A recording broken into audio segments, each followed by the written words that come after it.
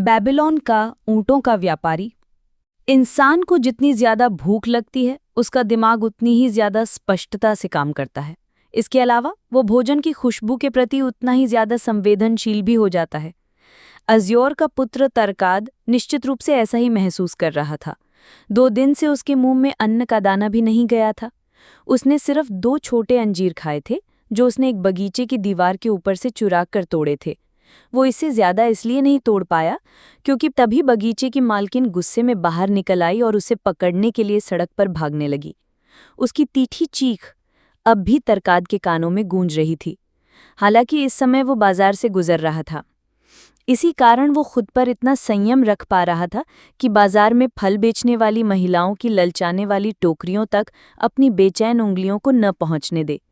इससे पहले उसे कभी ये एहसास नहीं हुआ था कि बेबीलोन के बाजारों में खाने पीने का इतना सामान आता है और उसकी खुशबू इतनी अच्छी होती है। बाजार छोड़कर वो सराय की तरफ चल दिया। वो सराय के भीतर जाकर कुछ खाना चाहता था और इसी आशा में सराय के सामने इधर से उधर घूमने लगा। काश कोई जान पहचान वाला मिल जाए जिससे वो तांबे का एक सिक्का उधार ले सके। वो जानता था कि तांबे के सिक्के को देखकर ही सराय का मालिक मुस्कुराएगा और उसे भरपेट खाना खिलाएगा। वो ये भी जानता था कि तांबे के सिक्के के बिना बेबीलोन का ऊँटों का व्यापारी, सराय का मालिक उसे दुत्कार कर भगा देगा। वो सोच विचार में इतना खोया हुआ था कि उसे अपने आसपास की जरा भी सुध-बुध नहीं रही। अचानक उसने अपने सामने एक ऐसे व्यक्ति को खड़े देखा जिसे वो सबसे ज्यादा बचना चाहता था। वो ऊँटों का व्यापारी देबेजिर था। उसने जितने भी दोस्तों और अन्य लोगों से उधार लिया, उनमें देबेजिर सबसे ज्यादा परेशान करता था क्योंकि तरकाद तत्काल कर्ज चुकाने के अपने वादे को पूरा नहीं कर पाया था। तरकाद को देखकर देबेजिर के चेहरे पर चमक आ गई। अरे वाह, ये तो तरकाद है। मैं तुम्हें ही तो ढूंढ रहा था ताकि तुम मुझे तांबे के वे 2 सिक्के चुका दो जो मैंने तुम्हें 15 दिन पहले उधार दिए थे। इसके अलावा चांदी का वो सिक्का भी जो मैंने तुम्हें इससे पहले उधार दिया था। तुम अच्छे मिल गए। आज वे सिक्के मेरे बहुत काम आ सकते हैं। तुम क्या कहते हो बच्चे, क्या कहते हो? तरकाद हकलाने लगा और उसका चेहरा लाल पड़ गया। उसके खाली पेट में कुछ भी नहीं था जिससे उसे मुंहफट देबेजिर के साथ बहस करने की शक्ति मिले। वो कमजोर स्वर में बुदबुदाया, मुझे अफसोस है, मुझे बहुत अफसोस है, परंतु आज मेरे पास तांबे या चांदी का एक भी सिक्का नहीं है जिससे मैं आपका उधार चुका सकूं। देबेजिर ने जोर देकर कहा, तो फिर उनका इंतजाम करो। निश्चित रूप से तुम तांबे और चांदी के कुछ सिक्कों का इंतजाम तो कर ही सकते हो ताकि अपने पिता के पुराने मित्र का कर्ज चुका सको जिसने जरूरत के समय तुम्हारी मदद की थी। चूंकि बदकिस्मती मेरा पीछा कर रही है इसलिए मैं आपका कर्ज नहीं चुका सकता। बदकिस्मती? अपनी कमजोरी के लिए देवी देवताओं को दोष क्यों देते हो? बदकिस्मती हर उस व्यक्ति का पीछा करती है जो कर्ज चुकाने के बजाय कर्ज लेने के बारे में ज्यादा सोचता है। मैं सराय में खाना खाने जा रहा हूं क्योंकि मुझे बहुत भूख लग रही है। तुम भी मेरे साथ आ जाओ। मैं तुम्हें एक कहानी सुनाना चाहता हूँ। देबेजिर का मुंहफट अंदाज तरकाद को पसंद नहीं था, परंतु सराय के अंदर जाने के विचार से उसे खुशी हुई क्योंकि अब उसके मन में भोजन मिलने की आशा जाग गई थी। देबेजिर उसे कमरे के दूर वाले कोने में ले गया जहां वे छोटे कालीनों पर बैठे। जब सराय का मालिक कास्कोर उनके पास मुस्कुराते हुए आया तो देबेजिर ने उससे मजाकिया अंदाज में कहा, रे रेगिस्तान की मोटी छिपकली, मेरे लिए बकरे की टांग लाओ जिसमें बहुत सारा गोश्त हो और जो बिल्कुल भूरी हो। इसके अलावा ब्रेड और सब्जियां भी लाओ क्योंकि मैं बहुत भूखा हूं और डट कर खाना चाहता हूं। मेरे मित्र को मत भूलना, उसके लिए 1 जग भरकर पानी लाना। पानी ठंडा होना चाहिए क्योंकि आज बहुत गर्मी है। तरकाद निराश हो गया। क्या यहाँ बैठकर वो सिर्फ पानी पिएगा और इस आदमी को बकरे की मोटी टांग खाते हुए देखेगा? उसने कुछ नहीं कहा। वो ये सोच नहीं पा रहा था कि वो क्या कहे। बहरहाल देबेजिर ने तो कभी चुप रहना सीखा ही नहीं था। वो दूसरे ग्राहकों की तरफ देखकर मुस्कुराने लगा और मित्रतापूर्ण अंदाज में हाथ हिलाने लगा। वे सब उसे अच्छी तरह जानते थे। इसके बाद देबेजिर ने आगे कहा, आरफा से हाल ही में एक यात्री लौटा है। उसने मुझे एक अमीर आदमी के बारे में बताया जिसने पत्थर के एक टुकड़े को इतना बारीक तराश लिया है कि इंसान उसके आर पार देख सकता है। उसने इसे अपने घर की खिड़की में लगा दिया है ताकि बारिश से बचा जा सके। यात्री के अनुसार ये पत्थर पीला है।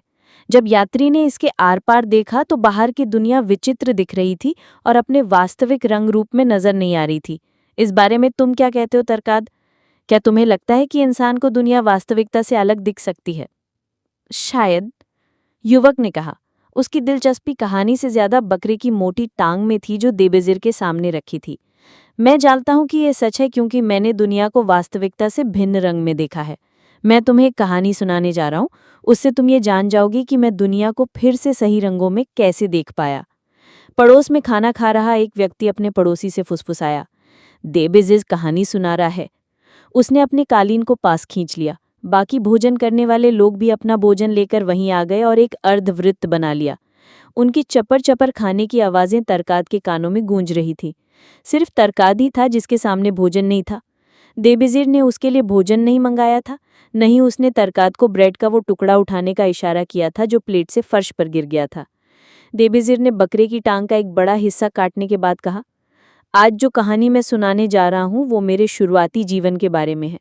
इस कहानी में ये बताया गया है कि मैं ऊंटों का व्यापारी कैसे बना। क्या किसी को मालूम है कि मैं कभी सीरिया में गुलाम था? छोटा आश्चर्य से बुदबुदाने लगे, जिसे सुनकर देबेजिर संतुष्ट हुआ।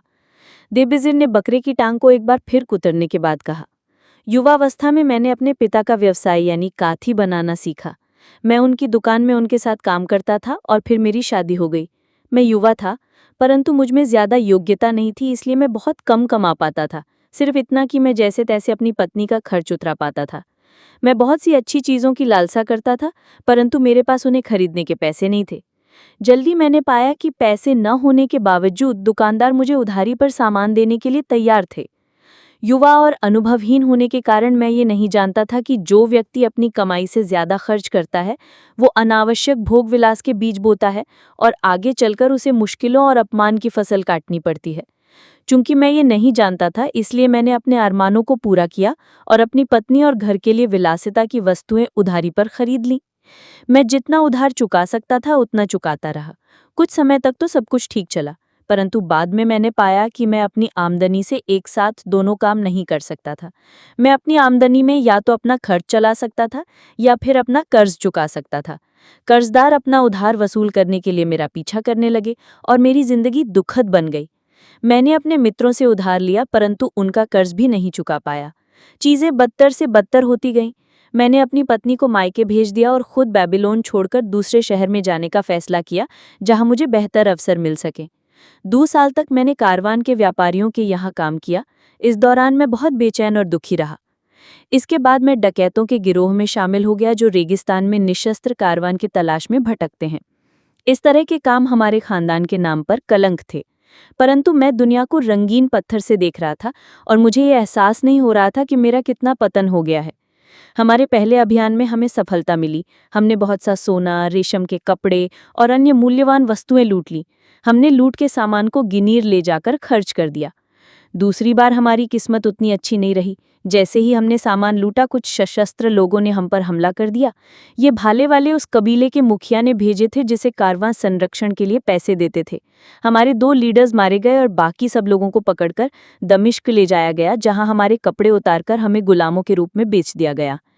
मैं सीरिया के रेगिस्तानी कबीले के मुखिया से 2 सिक्कों में खरीदा गया। मेरे बाल उतरवा दिए गए और मेरे शरीर पर सिर्फ एक कपड़ा था जो कमर पर लिपटा हुआ था। मैं बाकी गुलामों से ज्यादा अलग नहीं था। लापरवाह युवक की तरह मैंने सोचा कि ये अनुभव भी रोमांचक होगा, परंतु तब मैं दहल गया जब मेरे मालिक ने मुझे अपनी 4 पत्नियों के सामने पेश करके कहा कि वे मुझे अपना किन्नर बना सकते हैं। तब जाकर मुझे अपनी निराशाजनक स्थिति का एहसास हुआ। रेगिस्तान के ये लोग जंगली और योद्धा थे। उनकी इच्छाओं का पालन करना मेरी मजबूरी थी, क्योंकि मेरे पास न तो हथियार थे न ही बचाव के साधन। जब उन 4 महिलाओं ने मुझे गौर से देखा तो मैं दहशत में खड़ा रहा।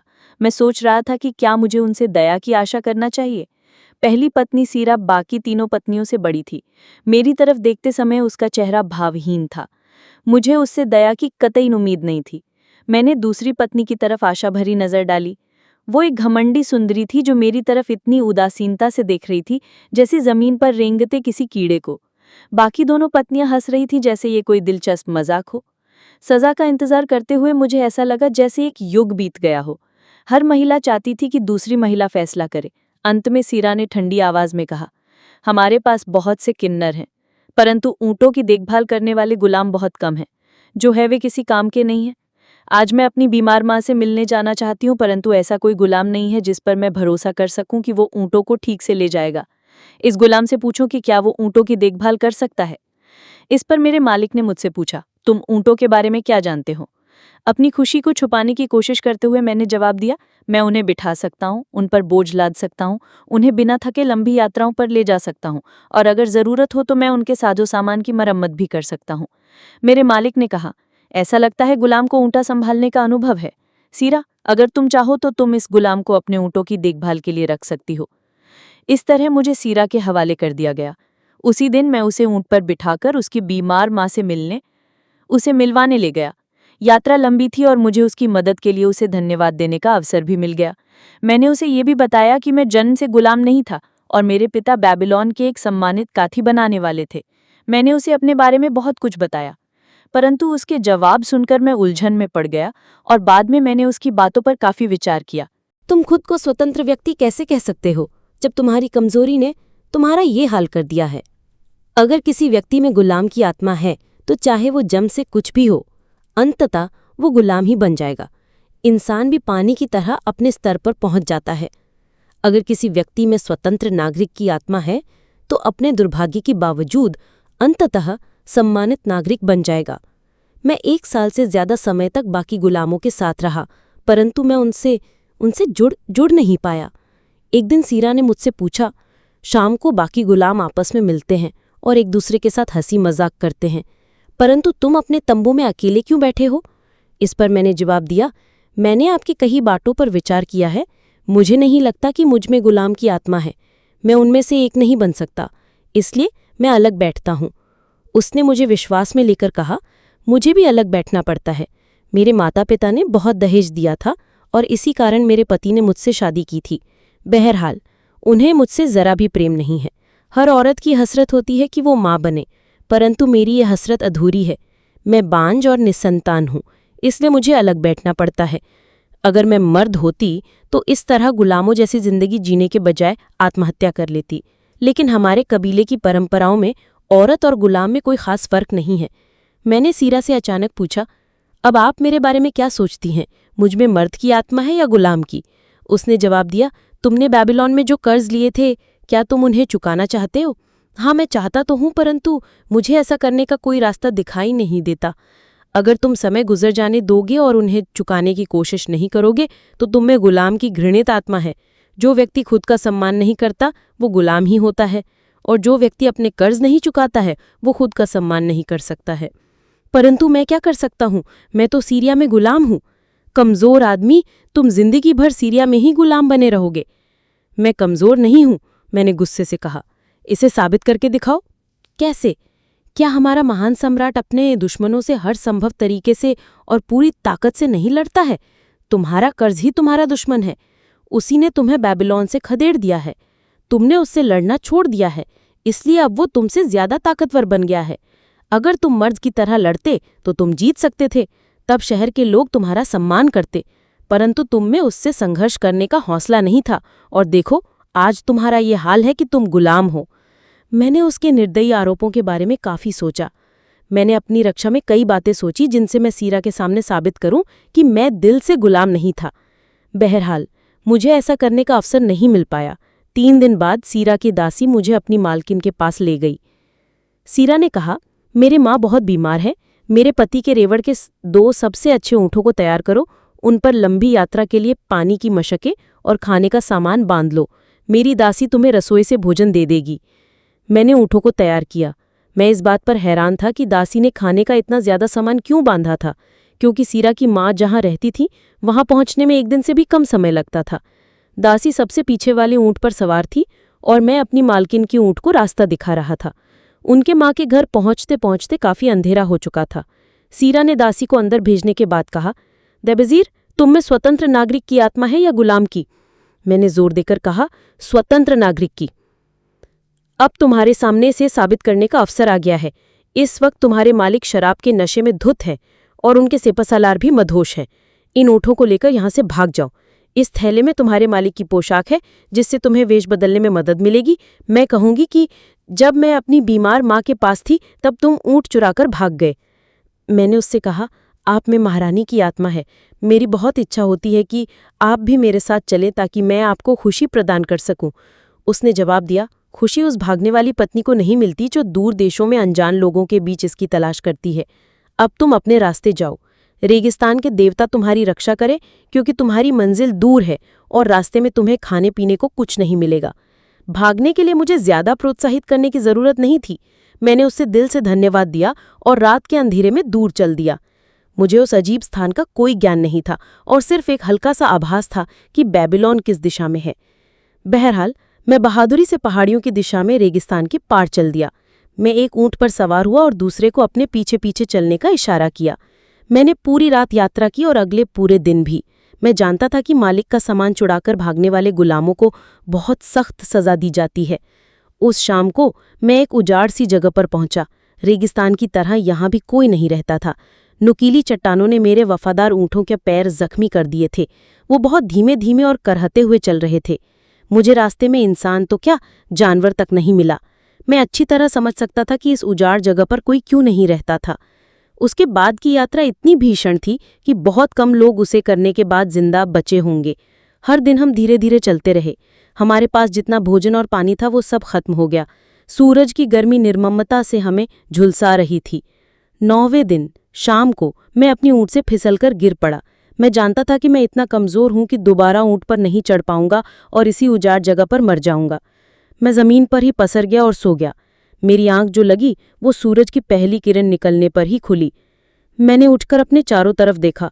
सुबह की हवा में ठंडक थी। पास ही मेरे ऊँट लेटे थे जो बहुत उदास दिख रहे थे। मेरे आसपास बर्बादी का आलन था, जहाँ चट्टानें, रेत और कांटेदार चीज़ें थीं। वहाँ पे पानी का नामो निशान नहीं था। इसके अलावा वहाँ पे इंसान और ऊँट के खाने के लिए कुछ भी नहीं था। क्या ये हो सकता है कि इस वीराने में ही मैं इस दुनिया से चला जाऊंगा? उस समय मेरा दिमाग जितनी स्पष्टता से सोच रहा था, उतनी स्पष्टता से इसने पहले कभी नहीं सोचा था।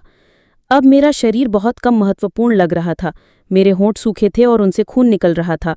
मेरी जीभ सूखी और सूजी हुई थी। मेरा पेट खाली था, परंतु पिछले दिनों इन सब से मुझे जितना भीषण दर्द हो रहा था, अब वो गायब हो गया था। मैंने एक बार फिर से खुद से ये सवाल पूछा, मुझ में स्वतंत्र नागरिक की आत्मा है या गुलाम की? फिर स्पष्टता के साथ मुझे एहसास हुआ कि अगर मुझ में गुलाम की आत्मा होती तो मैंने हार मान ली होती और रेगिस्तान में ही पसरकर मर गया होता, जो एक भगोड़े गुलाम का उचित अंत होता। परंतु अगर मुझ में स्वतंत्र नागरिक की आत्मा है तो फिर निश्चित रूप से मैं बेबीलोन तक पहुंचने की कोशिश करूंगा। अपने पर भरोसा करने वाले लोगों का कर्ज चुकाने की कोशिश करूंगा।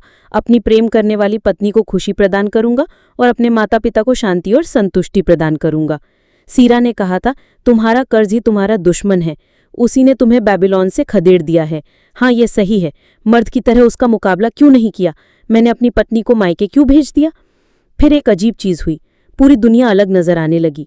ऐसा लग रहा था कि पहले मैं दुनिया को किसी रंगीन पत्थर के माध्यम से देख रहा था, जो अब अचानक हट गया था। आखिरकार मुझे सच्चे जीवन के मूल्य नजर आने लगी। मैं और रेगिस्तान में मर जाऊं? नहीं। अब मेरे मन में एक नया सपना जाग उठा था। अब मैं जानता था कि मुझे कौन से काम करने ही थे। सबसे पहले तो मैं बेबीलोन जाऊंगा और कर्ज देने वाले लोगों से मिलूंगा। मैं उन्हें बताऊंगा कि वर्षों तक भटकने और दुर्भाग्य का शिकार होने के बाद मैं उनका कर्ज चुकाने के लिए आ गया हूं। जितनी जल्दी देवता इजाजत देंगे, मैं उनका कर्ज चुका दूंगा। फिर मुझे अपनी पत्नी को खुशी देना चाहिए और एक ऐसा नागरिक बनना चाहिए ताकि मेरे माता पिता मुझ पर गर्व कर सके। मेरे कर्ज मेरे दुश्मन थे, परंतु जिन लोगों से मैंने कर्ज लिया था वे मेरे मित्र थे। आखिरकार उन्होंने मुझ पर विश्वास किया था। मैं लड़खड़ाते हुए अपने पैरों पर खड़ा हुआ। भूख से क्या फर्क पड़ता है? प्यास से क्या फर्क पड़ता है? वे तो बेबीलोन की हाँ पर होने वाली घटनाएं भर थीं। मेरे भीतर एक स्वतंत्र व्यक्ति की आत्मा हिलोरे मारने लगी, जो अपने शत्रुओं को जीतने और अपने मित्रों को पुरस्कार देने के लिए जल्दी से बेबीलोन पहुंचना चाहती थी। मैं महान संकल्प से रोमांचित हो गया। मेरी भर्राई आवाज में अब एक नई खनक आ गई, जिसे सुनकर मेरी ऊँटों की थकी आंखों में भी चमक आ गई। बहुत कोशिशों के बाद वे उठकर खड़े हो गए, कराहते हुए लगन से उत्तर दिशा में बढ़ते गए। मेरी अंतरात्मा की आवाज ये कह रही थी कि इस दिशा में हमें बेबीलोन मिल जाएगा। जल्द ही हम उपजाऊ क्षेत्र में पहुंच गए। यहाँ हमें पानी, घास और फल मिले। हमें बेबीलोन का रास्ता मिल गया। तब जाकर मुझे यह एहसास हुआ कि स्वतंत्र व्यक्ति की आत्मा जिंदगी को एक समस्या की श्रृंखला के रूप में देखती है, जिसे सुलझाया जाना चाहिए, और फिर वे उन्हें सुलझा देती है। जबकि गुलाम की आत्मा रोती है, मैं क्या कर सकता हूँ, मैं तो गुलाम हूँ। तरकाद, तुम अपने बारे में कुछ कहो।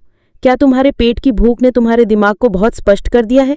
क्या तुम उस राह पर चलने के लिए तैयार हो जो तुम्हें दोबारा आत्मसम्मान दिला सके? क्या तुम दुनिया को इसके सच्चे रंग में देख सकते हो? क्या तुम्हें अपने कर्ज चुकाने की इच्छा है, चाहे वे कितने ही ज्यादा क्यों ना हो? क्या तुम दोबारा बेबीलोन के सम्मानित नागरिक बनना चाहते हो? तरकात की आंखें नम हो गई। वो अपने घुटनों पर उत्साह से उठा। आपने मुझे जिंदगी जीने का एक नया नजरिया दिया है। मुझे ये लगने लगा है कि मेरे भीतर स्वतंत्र व्यक्ति की आत्मा हिलोरे मार रही है। परंतु देबेजीर, ये तो बताओ कि वापस लौटने के बाद तुम्हारा क्या हाल हुआ? एक जानकारी में रुचि रखने वाले श्रोता ने पूछा। देबेजीर ने जवाब दिया, जहां संकल्प होता है वहां राह निकल आती है। मुझ में संकल्प था, इसलिए मैं राह ढूंढने निकल पड़ा। सबसे पहले तो मैं हर कष्ट देने वाले से मिला। मैंने सबसे यही आग्रह किया कि वे तब तक और धैर्य रखें जब तक कि मैं कर्ज उतारने लायक कमा न लूं। उनमें से ज्यादातर मुझे देखकर खुश हुए। हालांकि कुछ ने मुझे खरी खोटी सुनाई, परंतु बाकियों ने मेरी मदद करने का वचन दिया। उनमें से एक ने मेरी वो मदद की जिसकी मुझे सख्त जरूरत थी। वे थे मैथन नाम के साहूकार। जब उन्हें ये पता चला कि मैं सीरिया में ऊँटों की देखभाल करता था, तो उन्होंने मुझे ऊँटों के व्यापारी नेवाटोर के पास भेज दिया, जिन्हें हमारे सम्राट ने एक महान अभियान के लिए अच्छे ऊँटों के बहुत से रेवड़ खरीदने का ठेका दिया था। उनके यहाँ मैंने अपने ऊँटों के ज्ञान का बहुत अच्छा उपयोग किया। धीरे धीरे मैंने अपने ऊपर चढ़े तांबे और चांदी के एक एक सिक्के का कर्ज उतार दिया। अब मैं एक बार फिर से अपना सिर उठाकर जी सकता था और यह अनुभव कर सकता था कि मैं भी एक सम्मानित इंसान हूँ। एक बार फिर देबेजीर अपने भोजन की ओर मुड़ा। उसने जोर से चिल्लाकर कहा ताकि उसकी आवाज रसोई तक सुनाई दे, कास्कोर, तुम बहुत ढीले हो, खाना ठंडा हो गया है। मेरे लिए गर्मा गर्म मांस लेकर आओ। मेरे मित्र के बेटे तरकात के लिए भी एक बड़ा टुकड़ा लेकर आना, क्योंकि वे भूखा है और मेरे साथ खाना खाएगा। इस तरह प्राचीन बेबीलोन के ऊँटों के व्यापारी देबेजीर की कहानी सुख खत्म हुई। उसे अपनी अंतरात्मा की आवाज उस समय सुनाई दी जब उसे एक महान सच्चाई का एहसास हुआ। एक ऐसी सच्चाई का जिससे उससे पहले के सभी समझदार लोगों ने उसका उपयोग किया था और उसे जानते थे।